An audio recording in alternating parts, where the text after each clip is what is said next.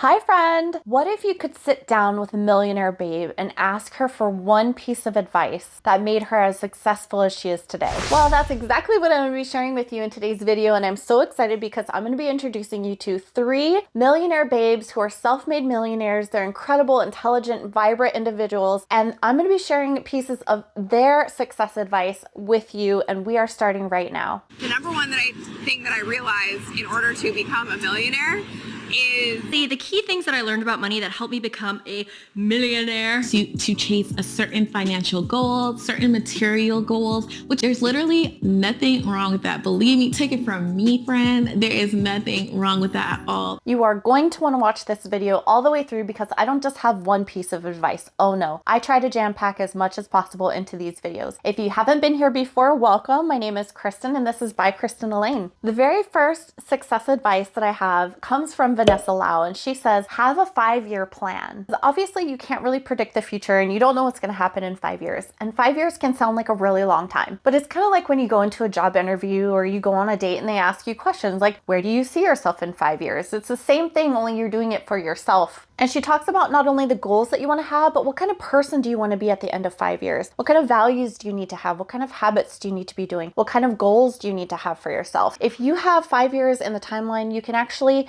figure out who you want to be and then start working towards that process. Vanessa is so fantastic. I love watching her on YouTube. She quit her job just a couple of years ago and she's a self-made millionaire now. She's best known for helping coaches start their own businesses online using Instagram. She talks about what you do every day matters. What you do today, what you do tomorrow, what you do the next day. So consistency over time is going to get you to that person, to those goals that you want to accomplish at the end of those 5 years. And if you're taking steps every day to do things, it's not actually going to take you the entire 5 years to accomplish those goals. Some questions that you can ask yourself is, what would your 5-year self be doing today? What kinds of things would you be working on? What would you be consuming? What would you not be consuming? What needs to change? I really like this tip from Vanessa because you can apply this to any area of your life. It doesn't just have to be monetary. I also found this piece of advice interesting because I've seen this before in my full-time jobs. I'm an auditor and I go in and I look at billion-dollar institutions and they have something similar to this. Instead of a 5-year plan though, sometimes I see it a little bit shorter, so 2 years, 3 years maybe. A 5-year plan can seem really overwhelming and kind of stressful. So how about we just break it down and start with make a 1-year in advance plan. So this is not exactly like a New Year's resolution, but imagine that you wake up every day and you have a set goal and you have intention and you know exactly what you're going to be focusing on. And imagine that at the end of the year, you look back and you realize, wow, I've actually done so much and I lived my year with intention and I was able to accomplish so much. That's what this strategic plan or this 5-year plan or whatever, how many years you want to do it for is designed to do, is give you a roadmap and give you direction so that you wake up and you're living your life knowing what you're working on. I've done this in my personal life, but I haven't done a 5-year plan. I have actually done a 1-year plan and I try to do it at least towards the end of the year, and I'll set my intention for the next year. We're going to go through my multi-step process so it's not as overwhelming. Are you ready to get started? Here's what you want to do. Get out a piece of paper and put next year on it at the very top. We're only going to do 1 year and you're going to write down what your big goals are for the next year in these 5 areas: family, friends, fitness, finance, and faith. And what you're going to want to do is write yourself a letter as if it's the end of next year and you've already accomplished your goals. So you're going to say something like, Dear Kristen, I'm so excited. This year was fantastic. I can't believe I accomplished all of these things. For family, I was able to see them twice a year and it was amazing because I haven't been able to see them as often in years prior. We made so many good memories. My friends, I've been able to socialize with them a lot more and tell them how much I love them. So you get the idea, and write it as if it's already happened. And this is a key part of manifesting. If you believe in that, this is how it's worked for me.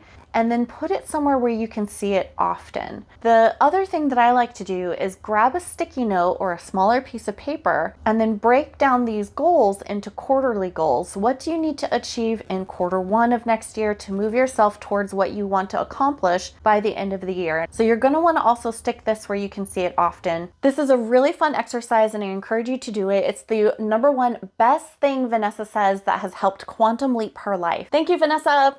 We appreciate the advice. All right, our next millionaire babe is Sunny Lenarduzzi, and she is incredible. Her number one success advice is to focus on one thing. And I would probably say this is related more to business than personal. When you focus on becoming really good at one thing, you become the expert. You become known for being the one to go to for that one thing. She calls it becoming magnetic.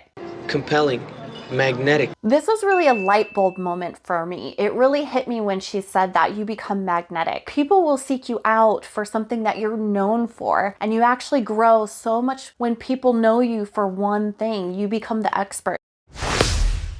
Sunny Lenarduzzi is another self-made millionaire, and she has such a vibrant personality. She's actually known for helping a lot of entrepreneurs explode their businesses on YouTube by doing things they're already good at. And you might be asking yourself, okay, the one thing, what is my one thing? And I don't have an answer for you on that. You're gonna have to do some digging for yourself and figure out who you are. What are you already good at? What do people come to you and ask advice for? What do you find yourself talking about all the time? And what do you find yourself thinking about all the time? So you're gonna have to figure out internally what you're actually really good at and what your one thing is. And I found that it's generally going to be a balance between something you're good at and something people want. And then those come together and help you be successful. And I'll tell you, for me, I actually had to go through this process when I was starting my very first business. And I had come up with a list of ideas and I tried to think my way into success. And that's just not how it works. The only way to get clarity with this process is to take action. This is Bailey. She's going to help us film today.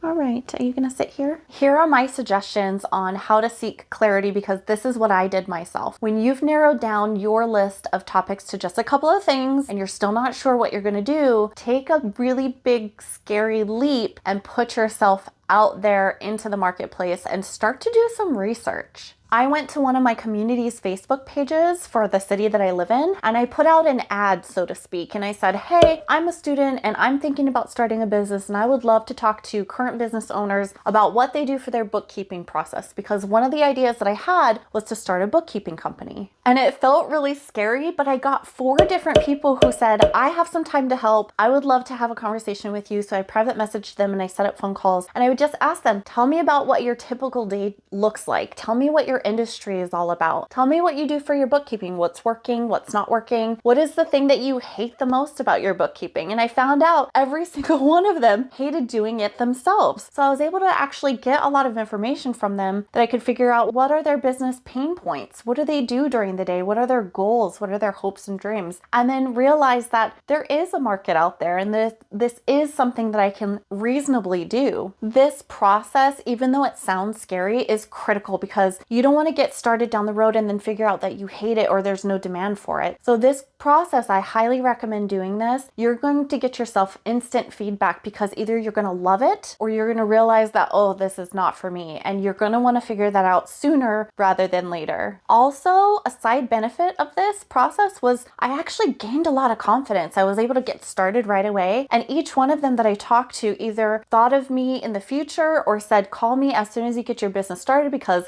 I don't want to be doing my bookkeeping anymore. So hopefully this helps with my experience teaching you that you can do this for yourself. So thank you, Sunny. We appreciate the advice. Our last millionaire babe, I'm not exactly sure 100% if she's a millionaire, but I ran into her channel and I absolutely loved her. And her name is Lynn Allure. When I was doing my research on her channel, I had to go through quite a few videos, and I kept hearing her say some of the same things over and over, and I think this was probably something really key and critical and super important to her. And that's why I'm sharing this with you. And I love this response that she gave, because it's a well-rounded response and something that you wouldn't typically think of. But she said to focus on your environment. If you're walking into your room or you're walking into your house, is it a mess? Is it dirty? Does it need to be cleaned? And so she said that it's really important to her to have a very clean environment, a very tidy environment. We must be all squeaky clean for the new world. And it just boosts your energy and it makes you feel really good when you're walking into a clean, bright, vibrant, magical space. Magic.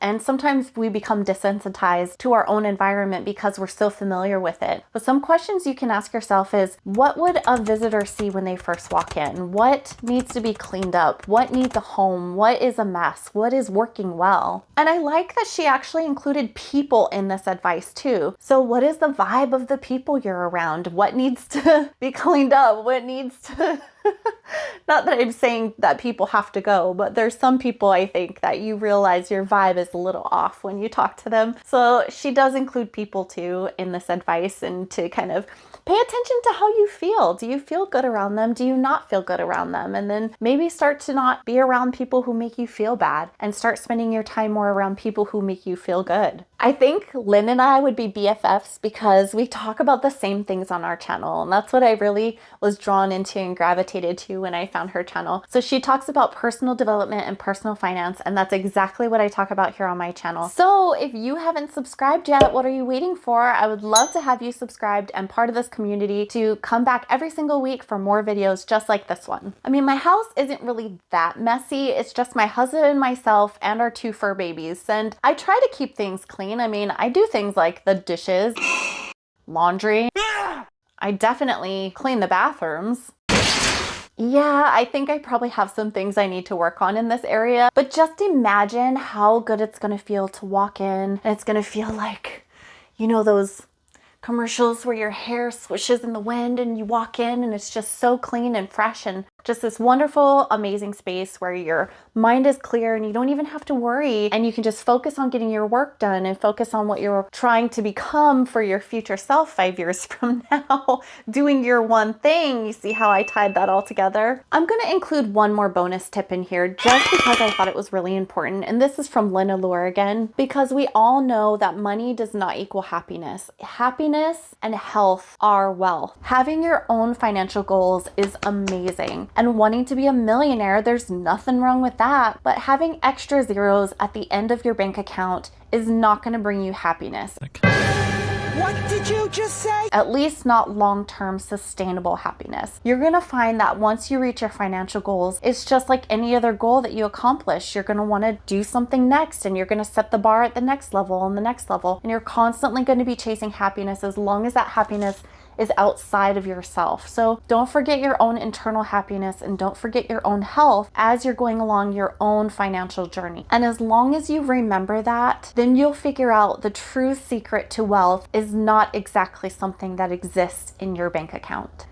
Thank you for the advice, Lynn, and for you, sending you so much love. I will see you soon, and check out this video next.